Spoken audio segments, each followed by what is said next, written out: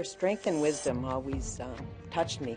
Tonight, Curve Lake First Nation in Ontario celebrates the first ever woman elected chief in Canada. It is the inherent right of the Cowichan tribes to protect, care for, and nurture our children. Plus, First Nation control of First Nation children inches towards a reality in British Columbia. We speak about every child matters. In Cindy's Blackstock's eyes, no child matters. And our panel takes a look behind the curtain at the Human Rights Commission's rejection of the child welfare settlement.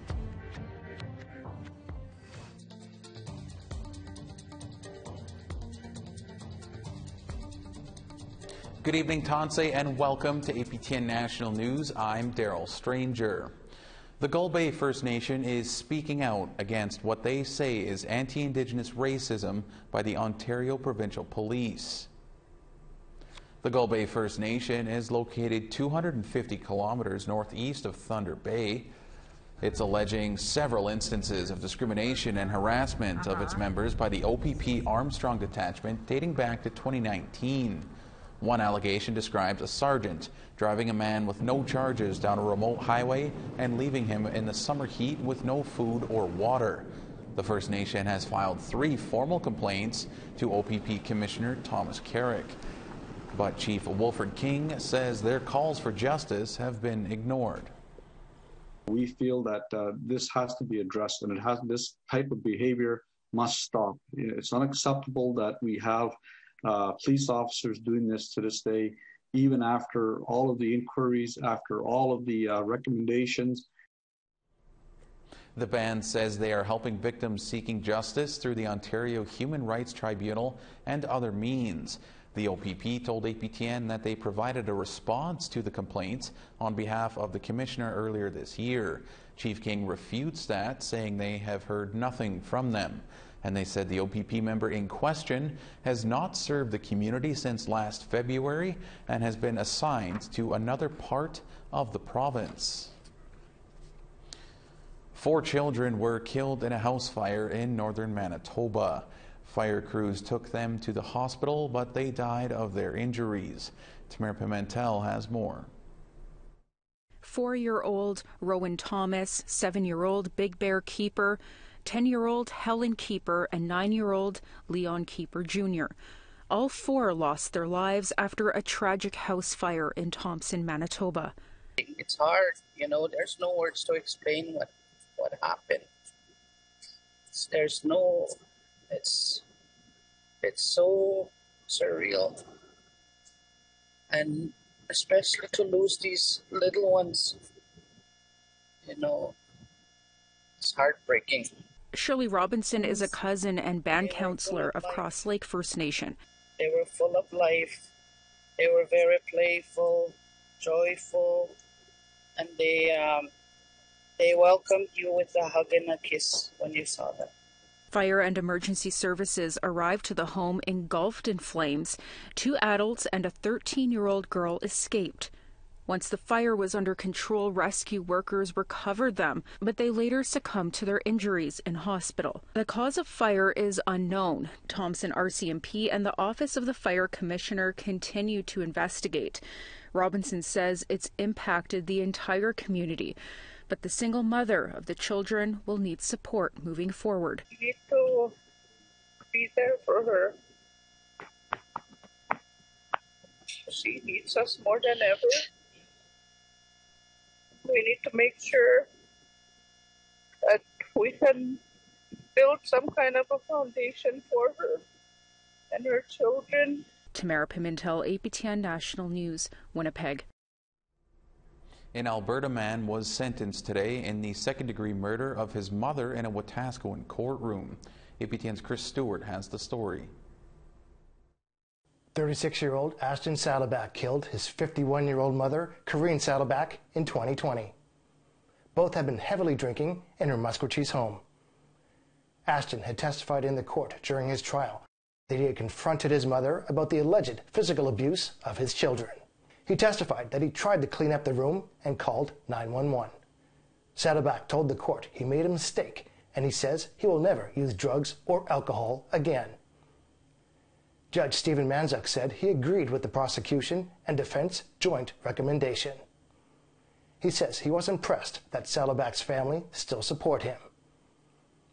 Ashton Saddleback was sentenced to life in prison and will be eligible for parole in 10 years. The court recommended that he be sent to the Sakasteo Institution in Musquechees, a healing lodge, to serve out his sentence. Chris Stewart, APTN National News, Edmonton. BC is proposing historic changes to child welfare laws to uphold Indigenous rights. The province says the goal of the legislation is to keep Indigenous children in the care of their communities. APTN's Lee Wilson has more. At a press conference, the BC government says it will be the first province in Canada to recognize Indigenous people's jurisdiction over child and family services through legislation. The changes will be the largest in more than 25 years.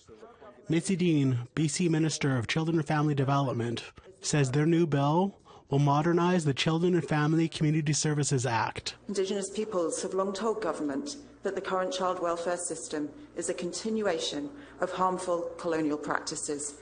The calls to action from the Truth and Reconciliation Commission begin with demands for change in the child welfare system. The legislation, co-developed by Indigenous leaders, will support Indigenous people in re-establishing, developing, and exercising their own child welfare laws in their own community, and help address and reduce the disproportionate number of Indigenous children in provincial care. Stephanie Atleo, councillor for Cowichan Tribes, says the recognition of their rights to care for their children is a step in the right direction. The recognition of our inherent rights to govern and provide services for our children and families provide a new and positive path forward. It is the inherent right of the Cowichan Tribes to protect, care for, and nurture our children. Lee Wilson, APTN National News, Kitimat. All right, it's time for a short break, but first to Nunavut, where we check in with our Kent Driscoll, who is working on a story about one family trying to deal with an enormous loss. This is Savannah Pikayak. She was a Nunavut resident and a first-year nursing student in Ottawa. She was killed by her roommate on September 11th. Nunavut's health department has founded a scholarship in her memory, and her parents were on hand to see it awarded for the first time. Across Canada, there are unresolved cases. We're wearing red because we represent murdered and missing women. My amount pouch is empty. Imagine if I had a baby loss. Savannah Scholarship. That's coming soon, here on APTN National News.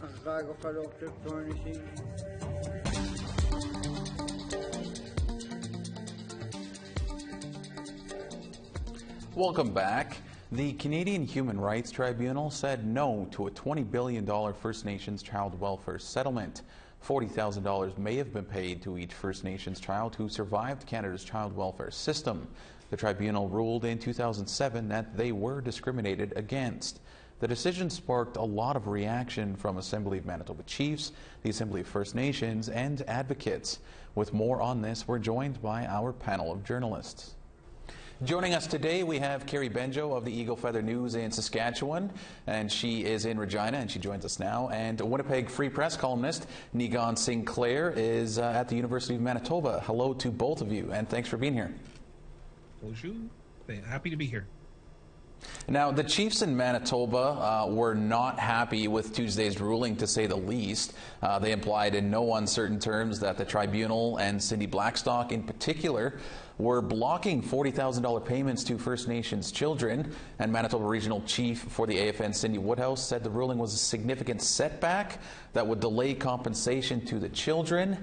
And AMC Grand Chief Cornell McLean said that to Cindy Blackstock, quote, "No child matters." Now, Carrie, we'll start with you. I mean, what do you make of the reaction by the Manitoba leadership? I think it was totally unfair to throw Cindy under the bus. She is actually looking out for every child. She wanted no one left out, and that's why she decided to say no, because this would mean not just like a few, it was in the thousands. Thousands of children would be left out of this deal. And we've seen the effects of, accepting these deals too soon. for example, here in Saskatchewan, when the Indian residential school settlement was made, there was residential schools that were left out of the compensation. And we still have survivors now fighting to get some sort of recognition, some sort of compensation, because they didn't make the cut. And I see that if she didn't stand up now and say, you know what, we all get compensated, that was the deal, I think that there would be this battle continuing in the future. And young kids coming forward saying, we got left out, why don't we matter? And Nigan, I'll ask the same question to you. I mean, what do you make of the reaction so far by the Manitoba leadership? So I think it's just, before I begin, it's important to disclose that it's my father, Murray Sinclair, who was the mediator for this agreement, and so I just want to disclose that for people to understand that I don't have a stake in the ways in which this agreement has unfolded, but I do have a lot of information into the great amount of time that it's taken to get to this point, and so absolutely I cannot echo more Carrie's points in that. Cindy Blackstock has been working at this thing tirelessly for decades, unpaid, and has worked in such an area that has endless contacts with communities, has spent time with the families, and it is egregious and completely unacceptable to make her somehow the fall guy or the bad guy. It really is the worst kind of political theater when leadership turns against someone who is the whole reason they are there in the first place, who is the reason that the agreement was even on the table. At the same time, it is concerning to continue to delay this agreement going forward into the future. And absolutely, there are children who will be left out. And in fact, the compensation for the children will be considerably less by taking this agreement. I think you have to think a lot about what are the political motivations here, and then balance those with, is this the best possible agreement that can be received moving forward? It is a very favorable climate at the moment with a Liberal government that wants to settle this in some way, but it is also a Liberal government, like other Conservative governments, who have appealed, and continue to look for ways to get out from under this ruling by the Canadian Human Rights Tribunal, which tells you a lot about how Canada thinks of Indigenous children. It is really Canada that is at the foot of this agreement. It is not Cindy Blackstock. Well, just on that note, Nigan, the federal government has been fighting Blackstock and the CHRT for 15 years or so here. So was getting involved with some of the chiefs to ask for an amendment just really an extension of that fight, like you were just talking about? Well, let's think of the context here.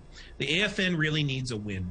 The AFN has just come from a bloody civil battle involving regional chiefs, and particularly Regional Chief Woodhouse, who is the chief negotiator for the AFN on this agreement, against National Chief Roseanne Archibald. The AFN really used this, if we remember, during the leadership fight, as the kind of sign that the AFN is healthy, the AFN is good, and then therefore to kind of continue to march in this direction. And it's not good optics to attack Cindy Blackstock.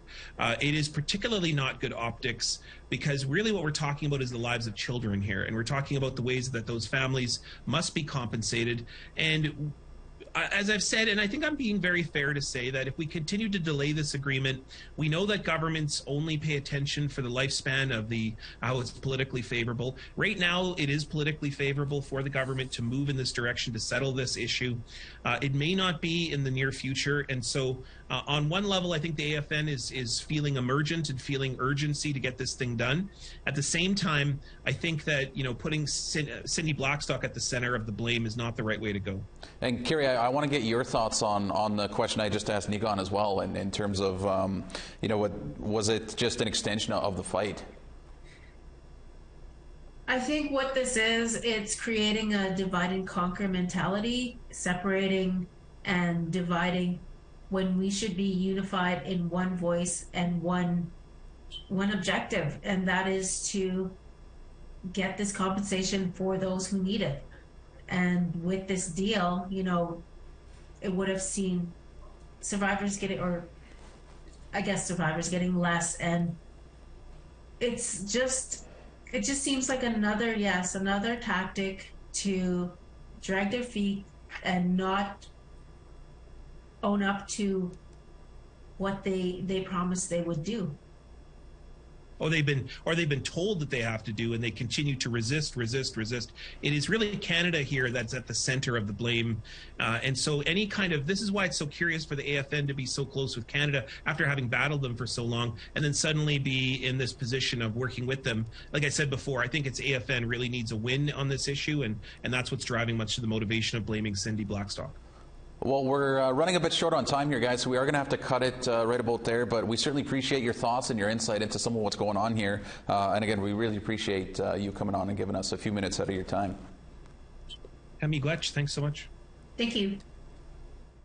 All right, it's time for one final break, but before that, here's Angel Moore, who is currently in Cape Breton, Nova Scotia, and she brings us a preview of what she's reporting on there. I'm here at St. Peter's Bay, Unama'ki, where Mi'kmaq harvesters are using their treaty right to go fish. But some of their traps are missing, and someone is taking their lobster and bait. But the fishers are not discouraged. They say they'll replace their gear so they can keep on fishing. I'll have more on this story later.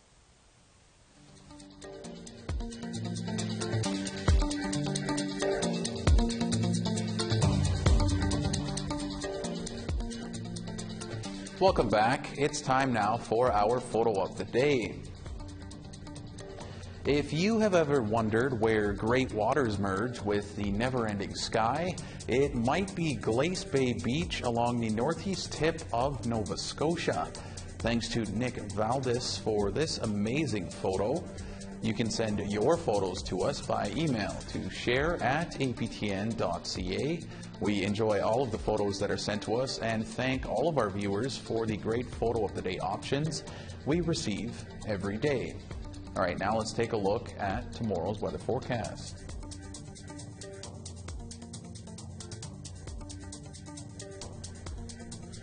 Starting over in the east, 13 and clear in Charlottetown and 10 and clear in St. John's.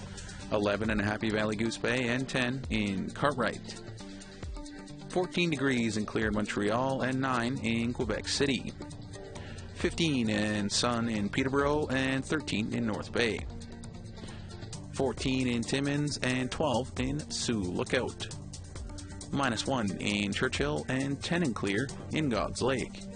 11 and clear in Barons River and 14 in Winnipeg. 9 and clear in Yorkton and 14 and clear in Saskatoon. 8 degrees in Buffalo Narrows and 1 degree in Stony Rapids. As we move west, 8 in Fort Chippewa and 8 in Peace River. 11 in Edmonton and 10 and clear in Calgary. 14 and some showers in Campbell River and 7 in Bella Coola.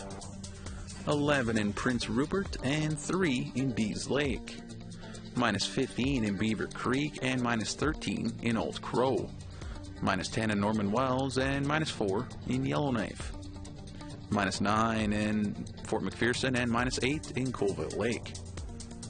-26 in Cambridge Bay and -17 in Baker Lake. -22 in Resolute and -5 in Iqaluit.